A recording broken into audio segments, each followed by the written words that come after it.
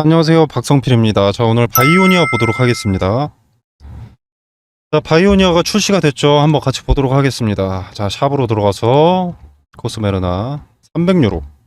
자, 하나로 439,596원이죠. 자, 이제 계산기를 들어보도록 하겠습니다.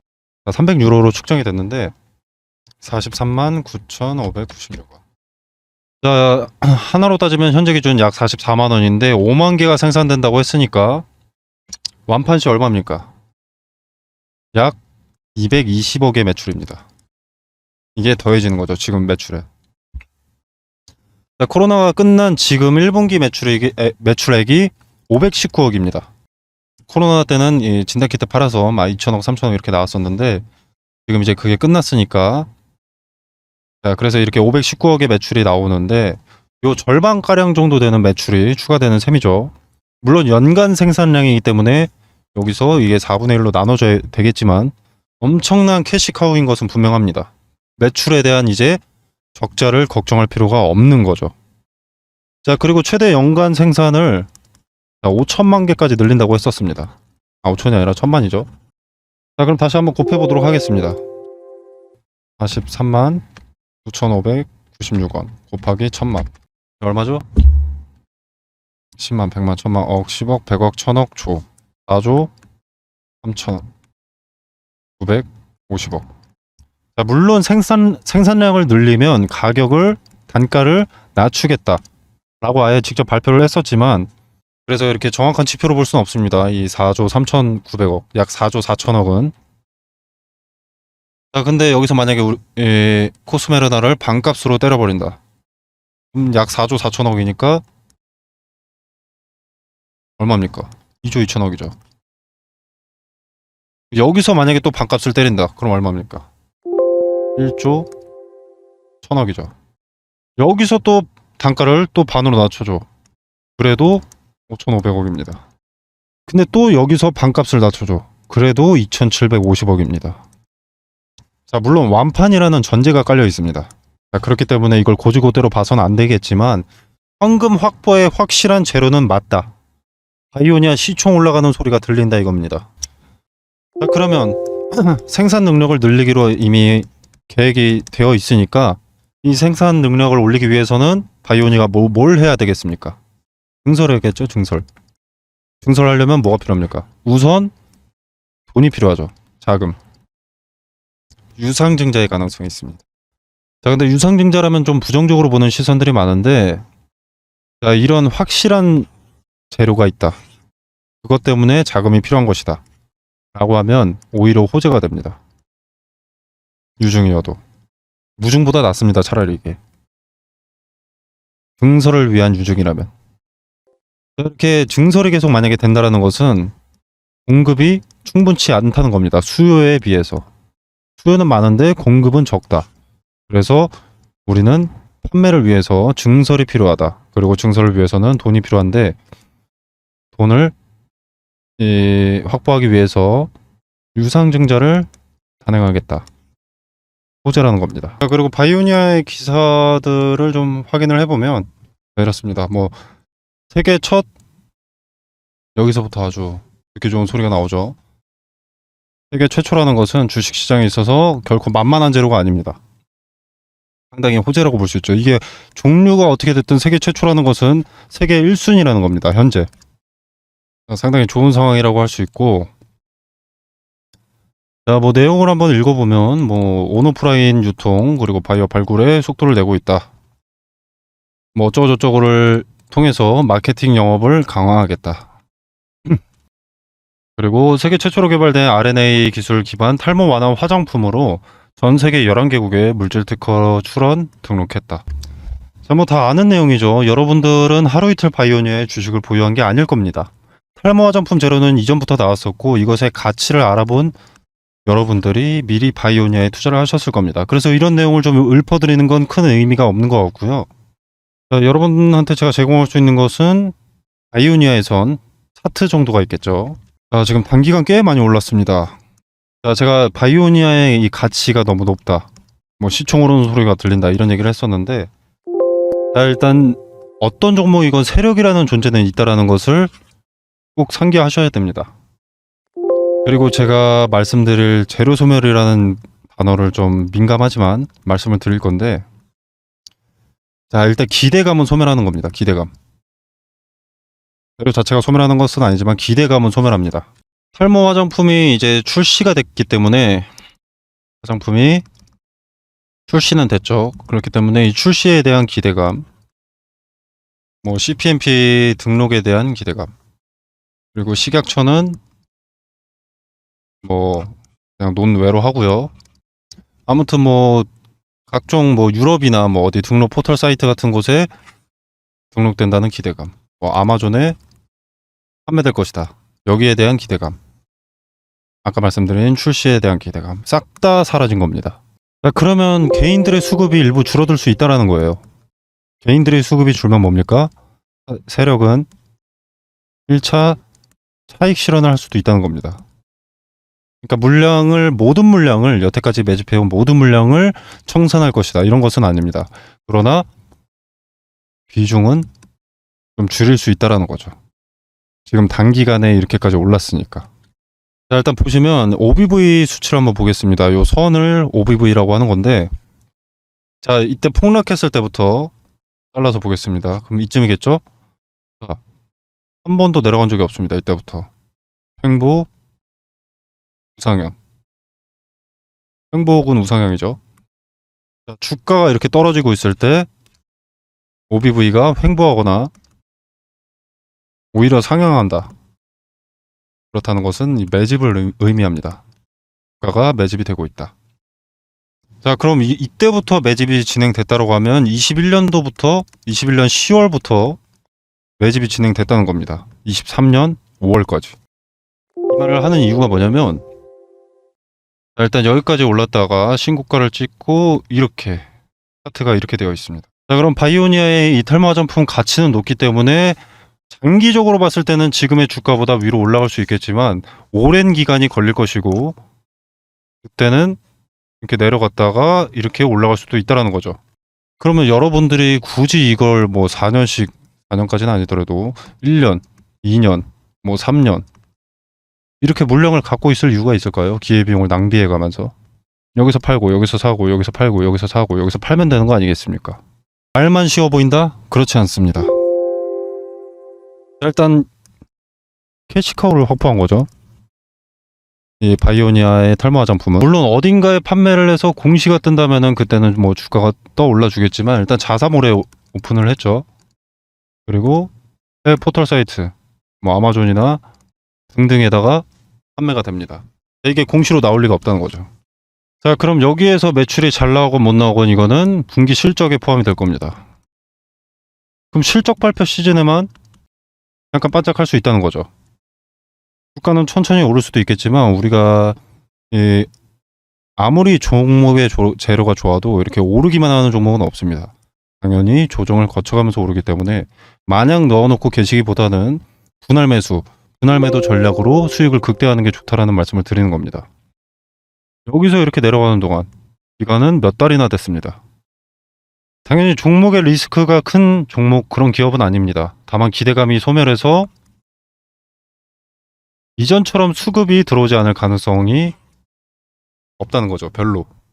그리고 수급이 들어오지 않는다면 주가는 천천히 기간 조정과 가격 조정을 거치면서 이렇게 내려갑니다. 이런 식으로. 바이오니아는 과거의 데이터를 봤을 때 이 조정이 몇 달, 한 두세 달씩 걸립니다. 자, 오히려 투자 매력이 있는 종목이기 때문에 조정은 기회가 되는 겁니다.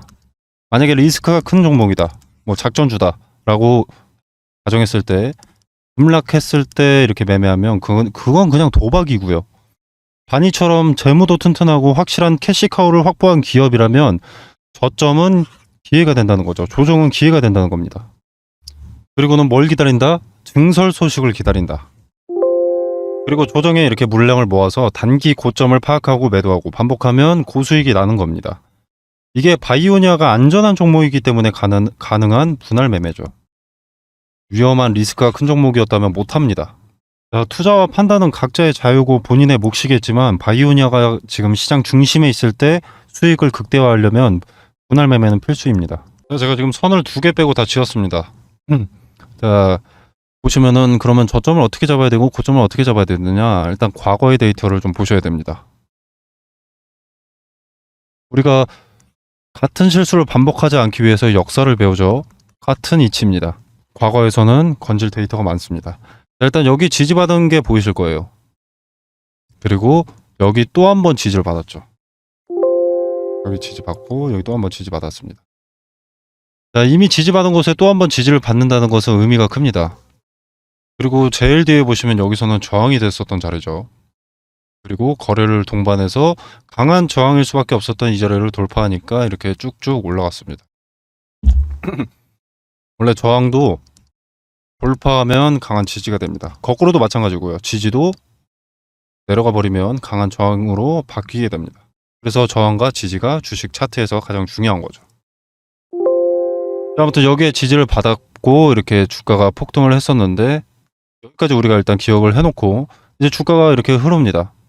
아무런 결과도 알 수가 없죠. 그러다가 여기에 지지를 받았다. 근데 수차례 지지받는 것이 포착이 됐을 때는 여기에 분할 매수를 하는 겁니다. 자, 그리고 나서 이렇게 주가가 여기에 저항을 받았었죠.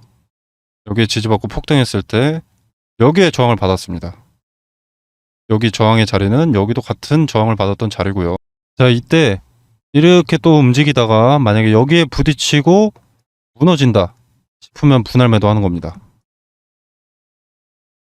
여기는 과거에도 저항이 됐던 자리니까 이번에도 저항이 될 가능성이 높기 때문에. 자, 근데 결과를 보면 어떻죠? 거래를 동반해서 그냥 뚫어버렸습니다. 이때는 홀딩하는 거죠. 그리고 나서 만약에 다시 내려왔는데 여기에 지지를 받았다. 그러면은 또 여기서 분할 매수하는 겁니다.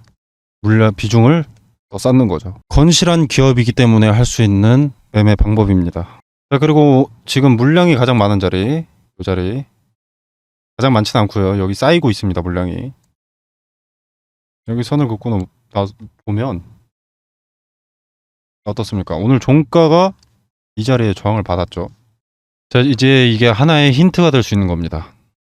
앞으로 만약에 조정이 나온다. 이렇게 조정이 나오다가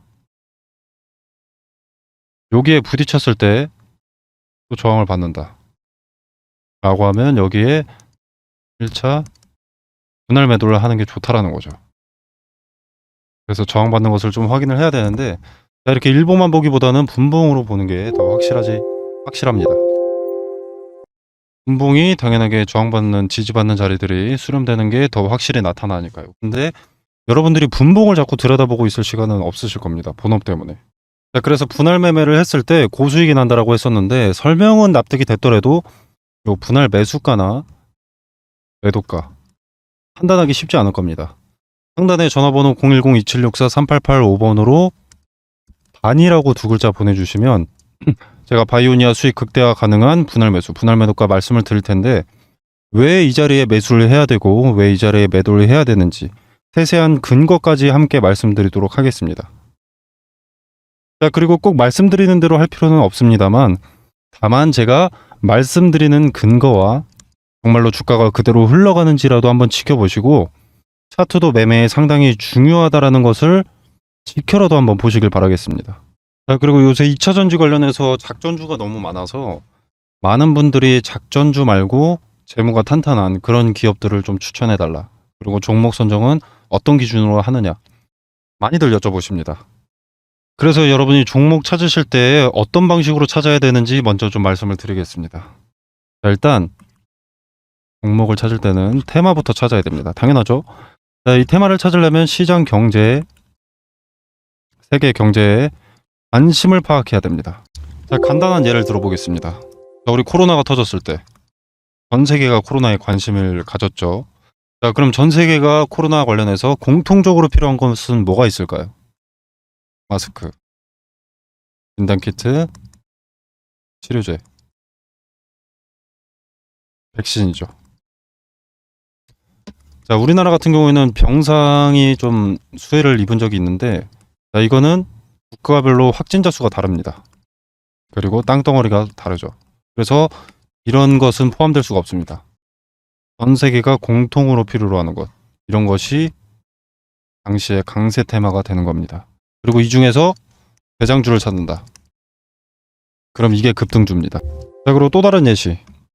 러시아와 우크라이나가 전쟁이 났습니다. 이때는 결론부터 먼저 말씀드리면 곡물과 사료가 올랐는데 일로 수급이 몰렸습니다. 왜냐?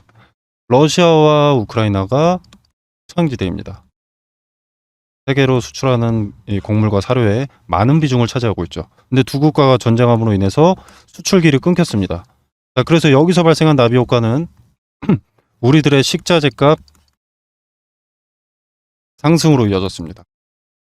자, 먼 나라 대한민국에서 대한민국 일개 시민이 몸에 직접 와닿을 정도로 영향을 끼쳤기 때문에 곡물과 사료가 당시에 강세 테마가 됐던 거죠.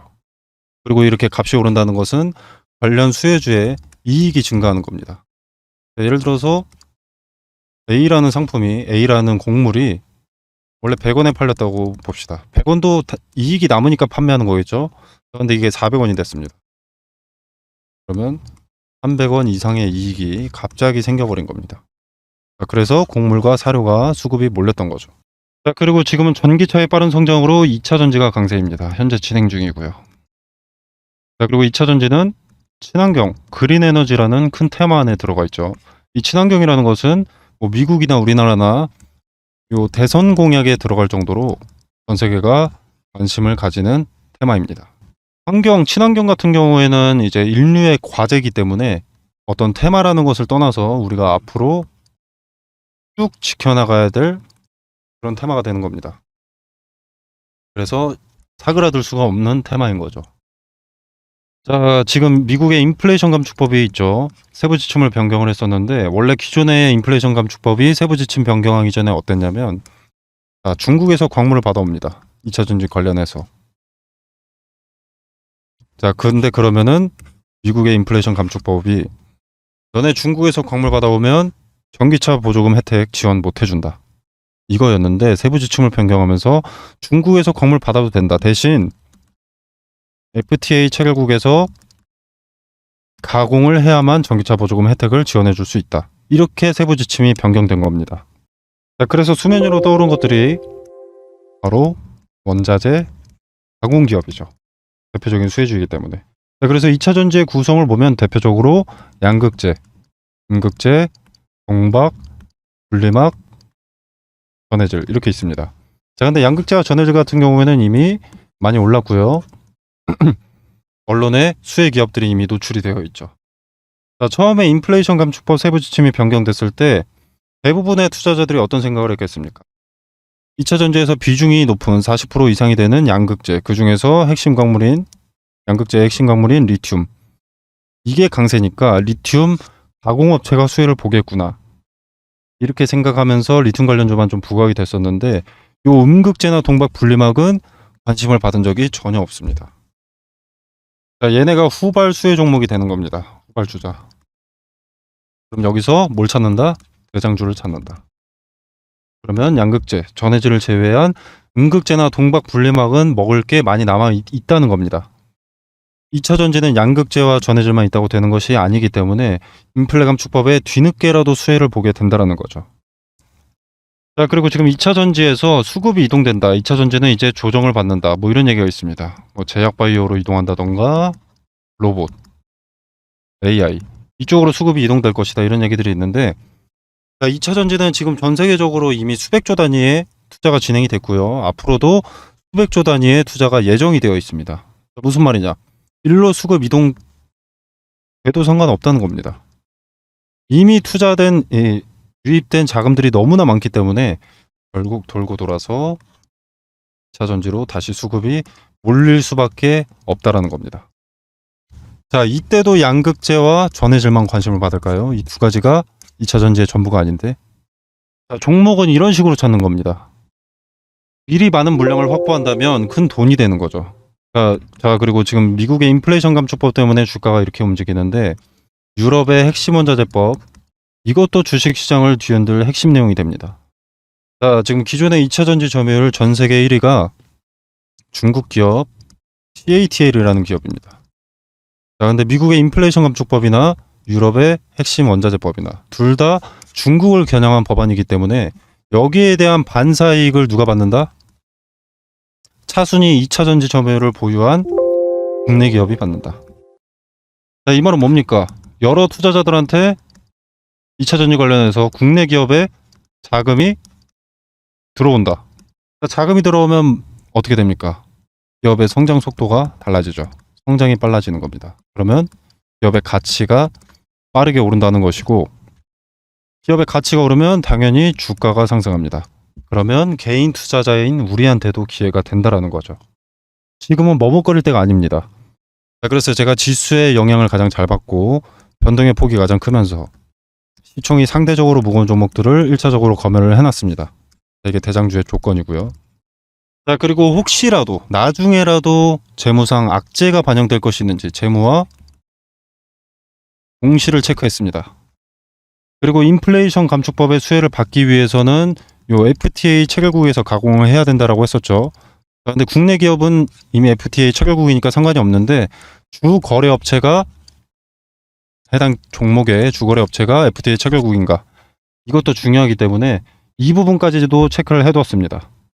자, 전 세계 시장에 관심을 받고 있는 대한민국의 2차 전지 기업 수혜 종목 공유 드리도록 하겠습니다. 상단에 010-2764-3885번으로 종목이라고 두 글자만 보내주시면 됩니다. 자, 바이오니아 이 분할 매수 전략은 반이라고 두 글자 보내주시면 되시고요. 이렇게 구분해서 보내주셔야 됩니다.